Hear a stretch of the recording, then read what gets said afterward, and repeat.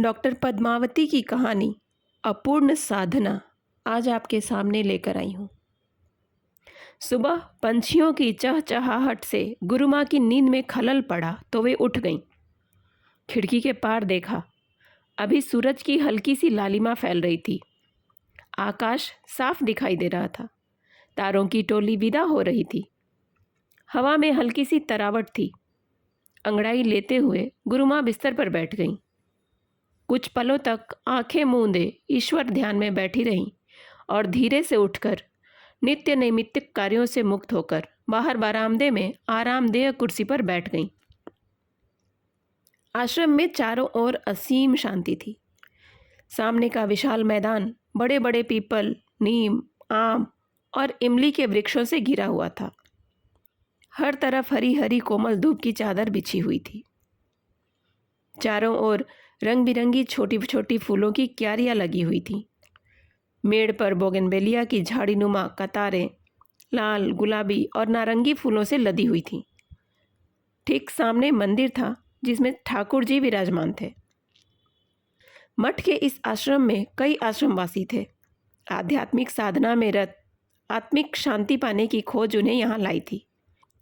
पास ही किनारे पर एक वृद्धाश्रम भी था जिसमें लगभग 40 अनाथ वृद्धाएं अपने जीवन का अंतिम चरण काट रही थीं। कुछ को परिवार वालों ने अलग कर दिया था, कुछ स्वयं आ गई थीं।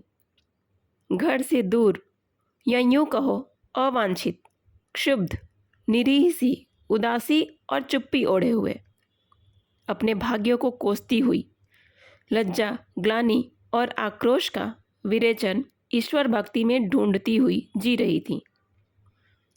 भक्ति विकल्प थी या विवशता कहना कठिन था।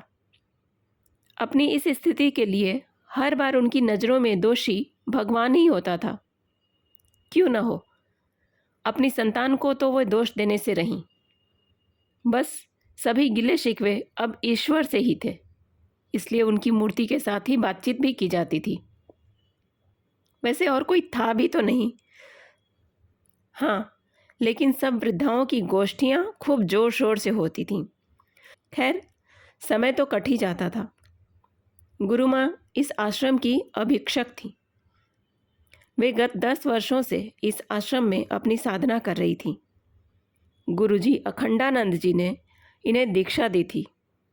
उनके गरिमामय व्यक्तित्व में ऐसा सम्मोहन था कि हर एक को वे अनायास ही आकर्षित कर लेती थीं। सुमधुर रागों में जब वे गा गा कर हरि कथा सुनाती तो लोग मंत्रमुग्ध हो जाते थे। शुरुआत तो उन्होंने भी जब तब साधना से ही की थी, लेकिन उनकी लोकप्रियता के कारण उन्हें मठ में गुरु माँ का पद प्राप्त हो गया था। दर्शन शास्त्र का प्रगल्भ ज्ञान उनके प्रवचनों में जान डाल देता था। गूढ़ आध्यात्मिक रहस्यों की सरल व्याख्या उनकी विशेषता थी। मंदिर में उनके प्रवचनों को सुनकर मठाधीश गुरुजी ने देखते ही अनुमान लगा लिया था कि उनके इस उपक्रम का उत्तराधिकारी अगर कोई हो सकता है तो निस्संदेह रूप से वह गुरु माँ ही है। तो उन्हें मठ का पूरा दायित्व दे दिया गया था।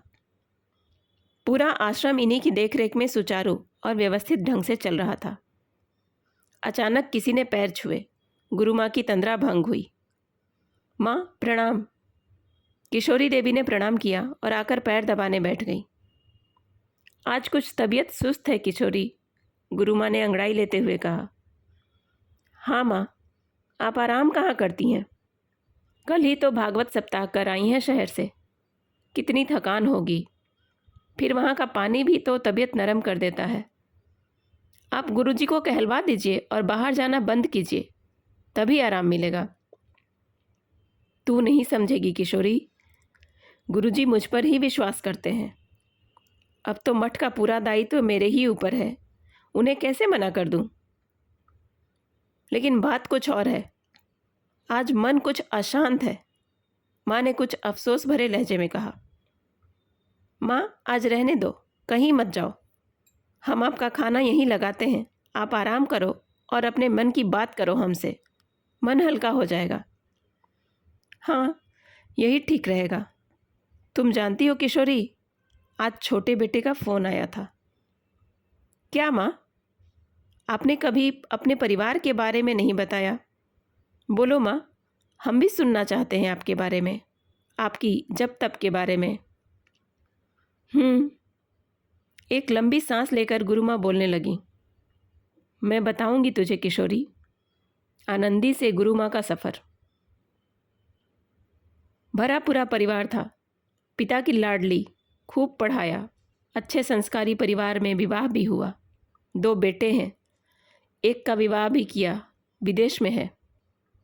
लेकिन मेरे पति की असामयिक मृत्यु असहनीय हो गई थी। गुरुजी के आश्रम में तो पहले से ही आना जाना होता था। इनको अपना गुरु मान लिया था। दीक्षा भी ली थी। साधना आरंभ भी हो गई थी। पर बीच में ही पति छोड़कर चल दिए। छोटा नौकरी के सिलसिले में दूर दूसरे शहर में रह रहा था। अभी उसकी नौकरी में कुछ स्थायित्व नहीं था। उसके पास कैसे रहती? अकेले रहने की हिम्मत न जुटा पाई। घर और पुरानी यादों से पीछा छुड़ाने के लिए भागकर मैं यहाँ गुरुजी की शरण में आ गई। यहाँ सहारा मिला, सबकी देखरेख करने लगी। धीरे धीरे गुरुजी आश्वस्त होने लगे और सब भार मेरे कंधों पर डाल अपनी साधना में लीन हो गए। सायंकाल को मंदिर में पाठ करती थी। लोग आकर्षित होने लगे, ध्यान से सुनने लगे।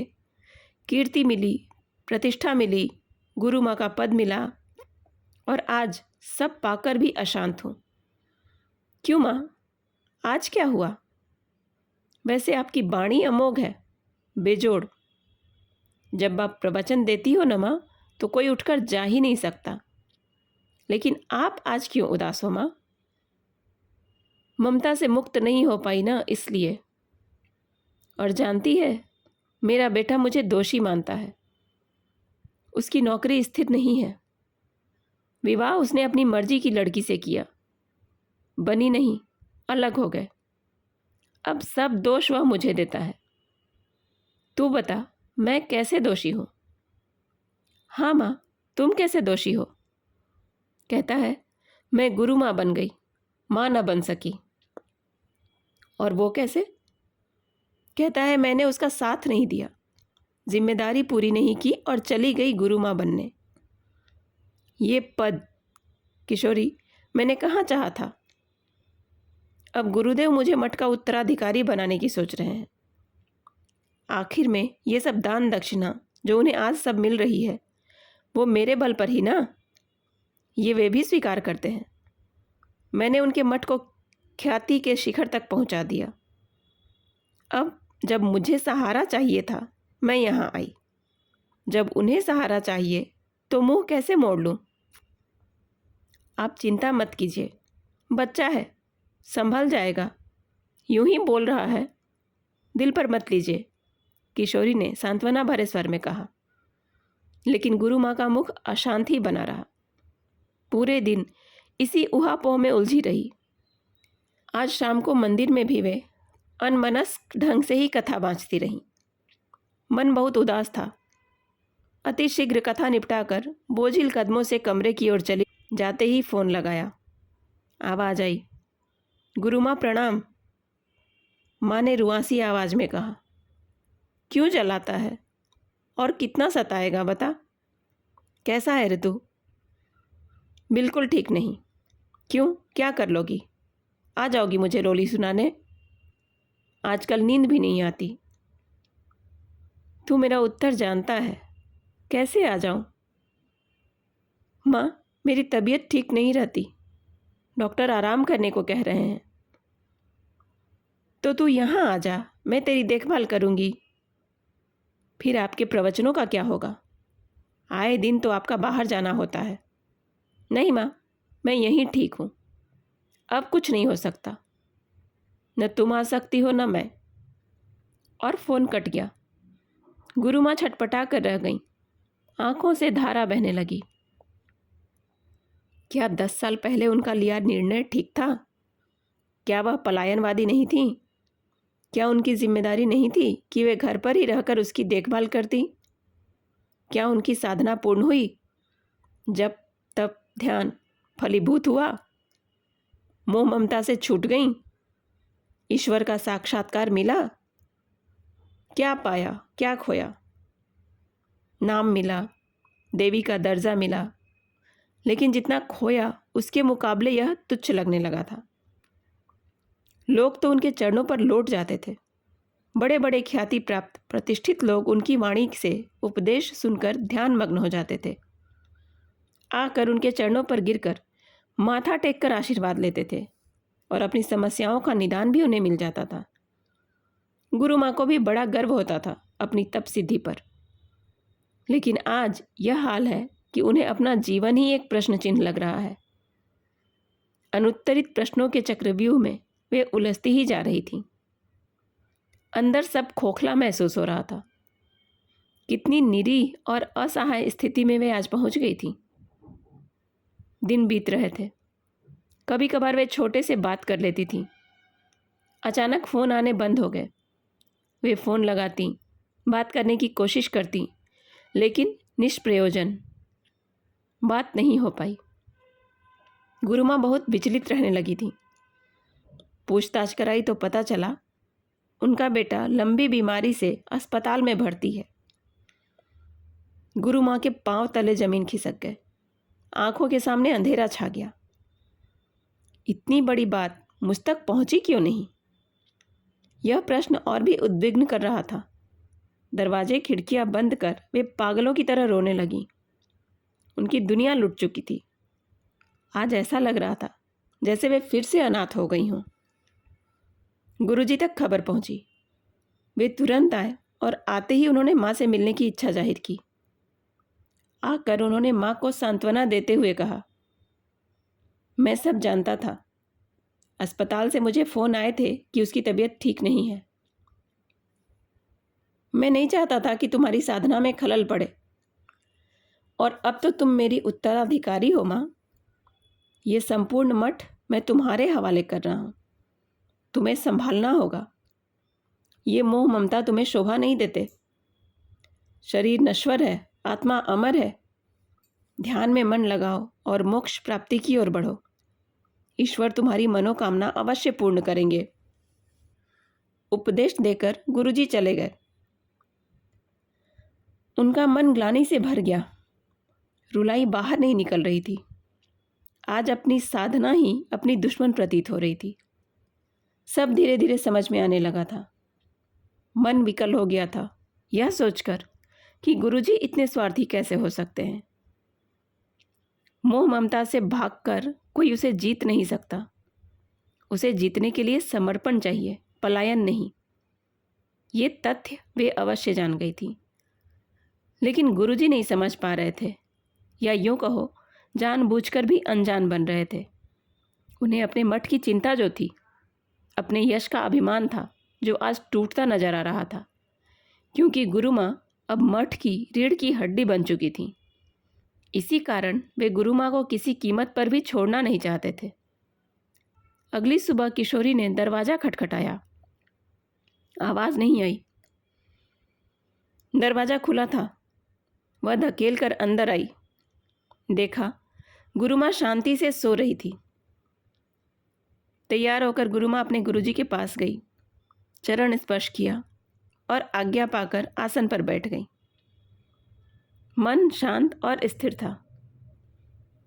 गंभीर स्वर में बोलने लगी, गुरुजी, मैं जाने की आज्ञा लेने आई हूँ।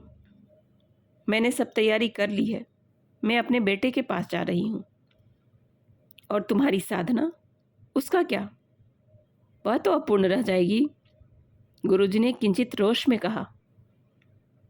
नहीं गुरुजी, मेरी सच्ची साधना तो अब शुरू होने वाली है।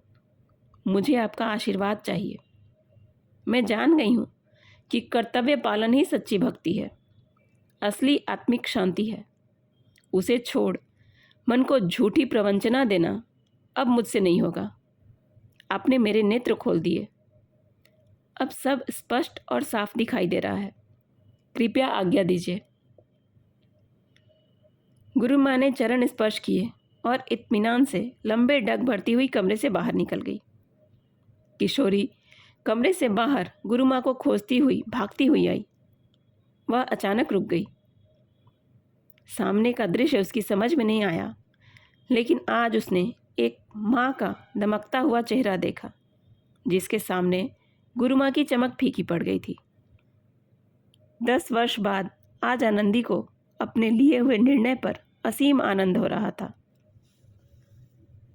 कहानी आपको कैसी लगी कमेंट करके ज़रूर बताइएगा।